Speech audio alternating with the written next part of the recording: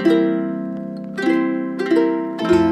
Everyone, welcome back to Madhumahi vlog. ಎಲ್ಲರೂ ಹೇಗಿದ್ದೀರಾ? ಚೆನ್ನಾಗಿದ್ದೀರಾ ಅಂತ ಅಂದ್ಕೊಳ್ತೀನಿ. ನಾನು ಕೂಡ ತುಂಬಾ ಚೆನ್ನಾಗಿದ್ದೀನಿ. ಇದು ಬಂದು ಲಾಸ್ಟ್ ಸ್ಯಾಟರ್ಡೆ ವ್ಲಾಗ್ ಆಗಿರುತ್ತೆ. ಸ್ಯಾಟರ್ಡೆ ಎಲ್ಲರಿಗೂ ಗೊತ್ತಿರೋ ಹಾಗೆಯೇ ಸುಬ್ರಹ್ಮಣ್ಯ ಷಷ್ಠಿ ಇದೆ.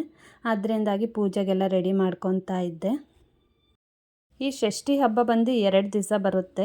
ಅಮಾವಾಸ್ಯೆ ಆಗಿ 6 ದಿವಸಕ್ಕೆ ಬರೋ ಅಂಥ ಒಂದು ಷಷ್ಠಿ ಆದರೆ, ಇನ್ನು ಒಂದು ಹುಣ್ಣಿಮೆ ಆಗಿ 6 ದಿವಸಕ್ಕೆ ಬರೋ ಅಂಥ ಷಷ್ಠಿ ಇನ್ನೊಂದು, ಅದು ತಿಂಗಳು ಕೊನೆಯಲ್ಲಿ ಬರೋ ಅಂಥದ್ದು. ಈ ಹಬ್ಬನ ಮುಖ್ಯವಾಗಿ ಯಾರು ಮಾಡೋದು ಅಂತ ಅಂದರೆ, ಮಕ್ಕಳಿರೋರು ಮತ್ತು ಮಕ್ಕಳಾಗಬೇಕಾಗಿರೋರು ಮತ್ತು ಸ್ಕಿನ್ ಅಲರ್ಜಿಗಳಿರುತ್ತೆ ಕೆಲವರಿಗೆ.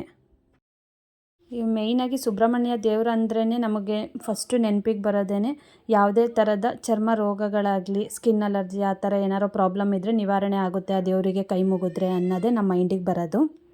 ಸರ್ಪದೋಷ ಆ ಥರ ಏನಾದರೂ ಇದ್ದರೂ ಕೂಡ ಈ ದೇವಸ್ಥಾನಕ್ಕೆ ಹೋಗಿ ಪೂಜೆ ಮಾಡಿಸ್ಕೊಂಬನ್ನಿ ಅಂತಲೇ ಹೇಳೋದು ಹಿರಿಯರೆಲ್ಲರೂ ಕೂಡ.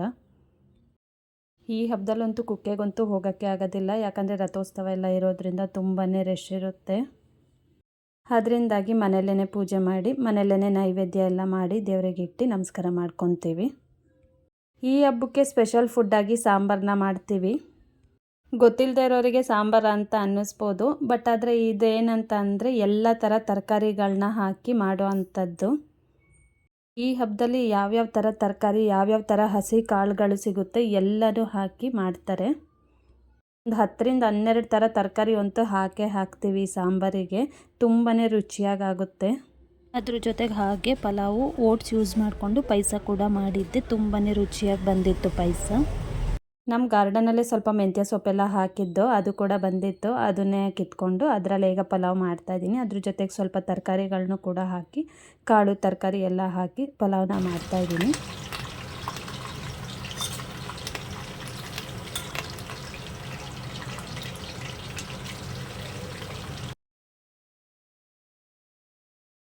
ಪಲಾವಿಗೂ ಅಷ್ಟೇ ಯಾವ್ಯಾವ ತರಕಾರಿ ಹಾಕಿ ಮಾಡ್ಬೋದೋ ಅದನ್ನೆಲ್ಲ ಹಾಕಿ ಮಾಡ್ತೀವಿ.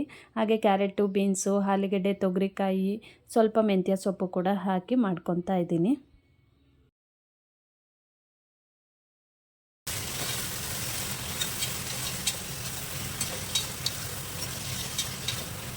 ಈ ಹಬ್ಬದಲ್ಲಿ ಮಾಡೋ ಅಂಥ ಪ್ರತಿಯೊಂದು ಅಡುಗೆನೂ ಅಷ್ಟೇ ತುಂಬಾ ಟೇಸ್ಟಿಯಾಗಿರುತ್ತೆ.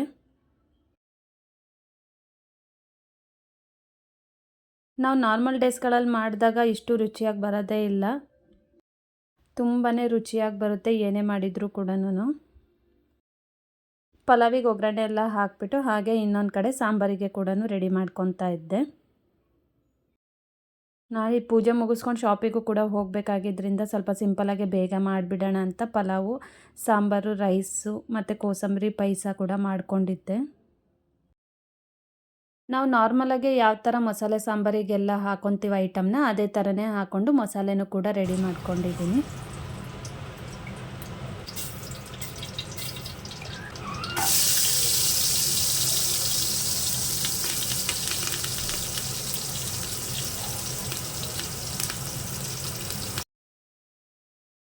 ಈ ಹಬ್ಬದಲ್ಲಂತೂ ತರಕಾರಿ ಹುಡುಕಿ ತೊಗೊಂಬರೋದಂತೂ ತುಂಬಾ ಕಷ್ಟ. ಎಲ್ಲ ಥರ ತರಕಾರಿಗಳು ಬೇಕಲ್ವಾ, ಅದರಿಂದಾಗಿ ಒಂದು ಸಿಕ್ಕಿದ್ರೆ ಒಂದು ಸಿಗೋದಿಲ್ಲ. ಅದರಿಂದಾಗಿ ನಾನು ಒಂದು 3-4 ಕಡೆ ಹುಡುಕಿ ತೊಗೊಂಬಂದಿದ್ದೀನಿ.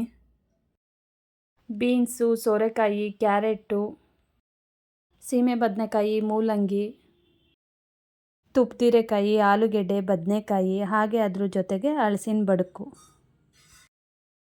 ಇಷ್ಟು ಥರ ತರಕಾರಿ ಹಾಕಿ ಅದ್ರ ಜೊತೆಗೆ ಹಾಗೆಯೇ ಒಂದು 3 ಥರ ಕಾಳುಗಳನ್ನೂ ಕೂಡ ಹಾಕಿದ್ದೆ. ಅವರೆಕಾಯಿ, ಅಳಸುಂಡೆಕಾಳು, ತೊಗರಿಕಾಳು ಇಷ್ಟು ಕೂಡ ಹಾಕಿ ಮಾಡ್ತೀವಿ ಸಾಂಬಾರನ್ನ. ಪ್ರತಿ ವರ್ಷ ಏನು ಇದೇ ತರಕಾರಿ ಹಾಕಬೇಕು ಅಂತ ಏನಿಲ್ಲ. ಈ ಸರಿ ಮಾತ್ರ ನಮಗೆ ಎಲ್ಲ ಥರ ತರಕಾರಿ ಕೂಡ ಸಿಕ್ಕಿತ್ತು. ಒಂದೊಂದು ವರ್ಷ ಅಂತೂ ಒಂದೊಂದು ಸಿಗೋದೇ ಇಲ್ಲ ತರಕಾರಿಗಳು. ಆವಾಗ ಯಾವ್ಯಾವ ಸಿಕ್ಕಿರುತ್ತೆ ಅದನ್ನೇ ಹಾಕಿ ಮಾಡ್ತೀನಿ. ಈ ಸರಿ ಅಂತೂ ತುಂಬಾ ಚೆನ್ನಾಗಿ ಎಲ್ಲ ಥರ ತರಕಾರಿನೂ ಸಿಕ್ಕಿತ್ತು. ತುಂಬಾ ಖುಷಿಯಾಯಿತು ನನಗಂತೂ. ಹಳ್ಳಿಗಳ ಕಡೆ ಎಲ್ಲ ಆದರೆ ಅವರೇ ಎಕ್ಸ್ಚೇಂಜ್ ಮಾಡ್ಕೊತಾರೆ. ಅಲ್ಲಿ ಇಲ್ಲಿ ಅವ್ರ ಮನೆ ಹತ್ರ ಎಲ್ಲ ಬೆಳೆದಿರೋ ಅಂಥದ್ದನ್ನೆಲ್ಲ ಕೊಟ್ಟು ಇವರು ಹತ್ರ ಇರೋವಂಥದ್ದನ್ನು ಈಸ್ಕೊಂಡು, ಇಲ್ಲಿ ಬೆಂಗಳೂರಲ್ಲಿ ಯಾರ ಹತ್ರ ಹೋಗಿ ಕೇಳೋದು. ನಾವೇ ಸ್ವಲ್ಪ ಹಾಕ್ಕೊಂಡಿದ್ದೋ, ಆದರೂ ಕೂಡ ತರಕಾರಿ ಎಲ್ಲ ಹಾಕೋ ಅಷ್ಟು ಜಾಗ ಇಲ್ಲ. ಸೊಪ್ಪೆಲ್ಲ ಹಾಕ್ಕೊಂಡಿದ್ದೋ ನಾವೇ ಕೂಡ ಕೆಳಗಡೆ. ಪೂಜೆಗೆಲ್ಲ ರೆಡಿ ಮಾಡ್ಕೊಂಬಿಡೋಣ ಅಂತ ಪೂಜೆಗೂ ಕೂಡ ರೆಡಿ ಮಾಡ್ಕೊತಾ ಇದ್ದು. ಹೂವು ಎಲ್ಲ ನೈಟೇ ಪೋಣಿಸಿ ಇಟ್ಬಿಟ್ಟಿದ್ದೆ ಹಾರ ಮಾಡಿ. ಇನ್ನು ಬೆಳಗ್ಗೆ ಎದ್ದು ಎಲ್ಲ ಮಾಡ್ಕೊಳಕ್ಕಾಗಲ್ಲ ಒಂದೇ ಸರಿ ಅಂತ ನೈಟ್ ಹೊತ್ತೇ ಹೂವು ಪೋಣಿಸೋದೆಲ್ಲ ಇದ್ದರೆ ಮಾಡ್ಕೊಂಬಿಡ್ತೀನಿ, ಹಾರ ಎಲ್ಲ ಮಾಡೋದನ್ನೆಲ್ಲ ಬೆಳಗ್ಗೆ ಎದ್ದು ಈಸಿ ಆಗುತ್ತಲ್ಲ ಅಂತ ಅಂದ್ಬಿಟ್ಟೆ. ದೇವರಿಗೆ ನೈವೇದ್ಯಕ್ಕಂತ ಸಾಂಬಾರು ಅನ್ನ ಎಲ್ಲ ಏನು ಮಾಡಿದ್ದೀವಿ ಪಲಾವೆಲ್ಲ ಅದೇನು ಇಡಕ್ಕೆ ಹೋಗೋದಿಲ್ಲ. ಸಪ್ರೇಟಾಗಿ ಪಾಯಸ ಮಾಡಿದ್ದೆ, ಅದನ್ನೇ ಇಟ್ಟಿದ್ದೆ. ಪೂಜೆ ಎಲ್ಲ ಮುಗಿಸ್ತು. ಹಾಗೆಯೇ ಪೂಜೆ ಎಲ್ಲ ಮುಗ್ದಾದ್ಮೇಲೆ ಪ್ರತಿ ವರ್ಷ ಕೂಡ ನಮ್ಮ ಮನೆಯವರು ನೆಲದ ಮೇಲೆ ಊಟ ಮಾಡ್ತಾರೆ. ಅಲ್ಲಿ ದೇವಸ್ಥಾನದಲ್ಲಿ ಹೋಗಿ ಊಟ ಮಾಡಬೇಕು ಆ್ಯಕ್ಚುಲಿ ಹೇಳ್ಬೇಕಂದ್ರೆ. ಬಟ್ ಆದರೆ ವರ್ಷ ವರ್ಷ ಹೋಗೋಕ್ಕಾಗೋದಿಲ್ಲ ಅಂತ ಅಂದ್ಬಿಟ್ಟು ಮನೆಯಲ್ಲೇ ಪೂಜೆ ಎಲ್ಲ ಮುಗಿಸ್ಕೊಂಡು ನೆಲದ ಮೇಲೇ ಊಟ ಮಾಡ್ತಾರೆ. ಯಾಕಂದರೆ ಅವರಿಗೆ ಸ್ವಲ್ಪ ಸ್ಕಿನ್ ಅಲರ್ಜಿ ಇತ್ತು. ಆಗ ಅವರಮ್ಮ ಅಂದ್ಕೊಂಡಿದ್ರು ಸ್ಕಿನ್ ಅಲರ್ಜಿ ಫುಲ್ ಕಮ್ಮಿ ಆದರೆ ನಾನು ನೆಲದ ಮೇಲೆ ಊಟ ಮಾಡ್ತೀನಿ ಅಂತ. ಇಷ್ಟು ವರ್ಷ ಅವ್ರ ಅಮ್ಮನೇ ಮಾಡ್ಕೊಂಬಂದಿದ್ರು. ಲಾಸ್ಟ್ ಇಯರಿಂದ ಅವರೇ ಶುರು ಮಾಡಿದ್ದಾರೆ ನಾನೇ ಮಾಡ್ತೀನಿ ಅಂತ ಅಂದ್ಬಿಟ್ಟು. ಅದರಿಂದಾಗಿ ನಮ್ಮ ಮನೆಯವರು ನೆಲದ ಮೇಲೆ ಊಟ ಮಾಡ್ತಾಯಿದ್ದಾರೆ. ಈ ವರ್ಷದಿಂದ ಅವ್ರ ಅಪ್ಪಂಗೆ ಕಂಪ್ನಿ ಕೊಡೋದಕ್ಕಂತ ಮಗಳು ಕೂಡ ಕೂತಿದ್ದಾಳೆ ನೆಲದ ಮೇಲೆ ನಾನು ಊಟ ಮಾಡ್ತೀನಿ ಅಂತ ಅಂದ್ಬಿಟ್ಟು. ನನ್ನ ಮಗಳು ಊಟ ಮಾಡ್ತಿರೋದು ಇದೇ ಫಸ್ಟ್ ಟೈಮು. ಇವ್ರು ನಮ್ಮ ಮನೆಯವರು ಪ್ರತಿ ವರ್ಷ ಕೂಡ ಹೀಗೇ ಊಟ ಮಾಡೋದು, ಷಷ್ಠಿ ಹಬ್ಬದಲ್ಲಿ ಮಾತ್ರ. ನಿಮ್ಮ ಕಡೆ ಯಾರಾದರೂ ಷಷ್ಠಿ ಹಬ್ಬ ಮಾಡೋದಾದರೆ ನೀವು ಇದೇ ರೀತಿ ಮಾಡೋದಾ ಅಥವಾ ಬೇರೆ ಏನಾದರೂ ಮಾಡ್ತೀರಾ ಅನ್ನೋದನ್ನ ಕಮೆಂಟ್ಸಲ್ಲಿ ತಿಳಿಸಿ. ನಮ್ಮ ಕಡೆ ಈ ಥರನೇ ಮಾಡೋದು, ಅದರಿಂದಾಗಿ ನಾನು ಇದೇ ಥರನೇ ಮಾಡಿದ್ದೀನಿ.